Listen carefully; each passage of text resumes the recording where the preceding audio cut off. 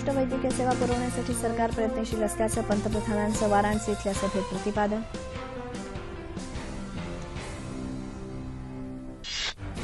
वस्तू आणि सेवा कर विधेयकाचे नियम तसंच राज्यांमध्ये त्याबाबत असलेले मतभेद दूर करण्यासाठी जीएसटी परिषदेची 2 दिवसीय बैठक आजपासून नवी दिल्लीत. कर चुकवेगिरी प्रकरणी तमिळनाडूचे मुख्य सचिव राम मोहन राव आणि त्यांच्या नातेवाईकांच्या घरांवरचं छापासत्र सुरू.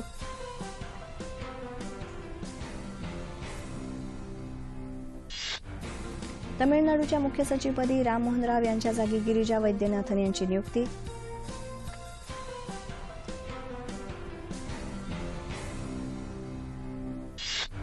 जुन्या चलनातल्या 25 कोटी रुपयांच्या नोटा नव्या चलनात रूपांतरित केल्याप्रकरणी उद्योगपती पारस लोढा यांना दिलीत अटक.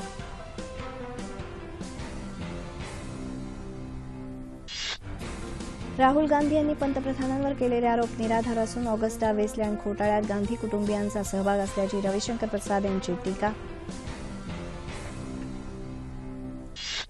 देशातील पहिलं अश्वसंग्रहालय नंदुरबार जिल्ह्यातील सारंगखेडा इथं होणार, मुख्यमंत्र्यांची घोषणा.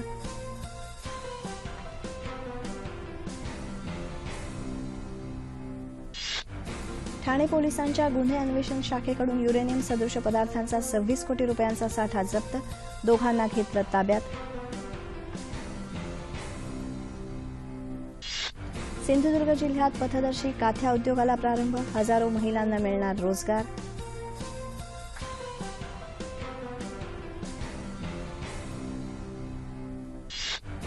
मुंबई पोर्ट ट्रस्टच्या महत्वाकांक्षी ईस्ट कोस्ट प्रकल्पाचा आराखडा 6 महिन्यात पूर्ण होणार, अध्यक्ष संजय भाटिया यांची माहिती.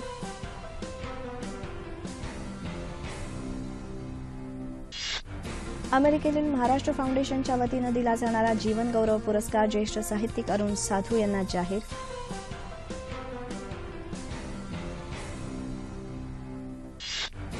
साहित्यिक आणि पत्रकार आसाराम लोमटे यांच्या आलोक कथासंग्रहासाठी साहित्य अकादमीचा पुरस्कार जाहीर. येत्या 22 फेब्रुवारीला दिल्लीत पुरस्कार प्रदान होणार. भारतीय संघाचा फिरकी गोलंदाज आर अश्विन ठरला यावर्षीचा सर्वोत्कृष्ट आयसीसी क्रिकेटपटू, सर्वोत्कृष्ट कसोटीपटू म्हणूनही घोषित.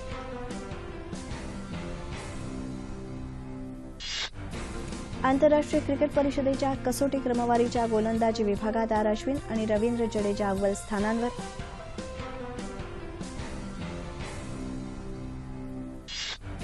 जम्मू काश्मीरमध्ये तापमानानं नीचांक गाठला, लेह लडाखमध्ये पारा उणे 14च्या खाली, राज्यातही थंडीचा कडाका.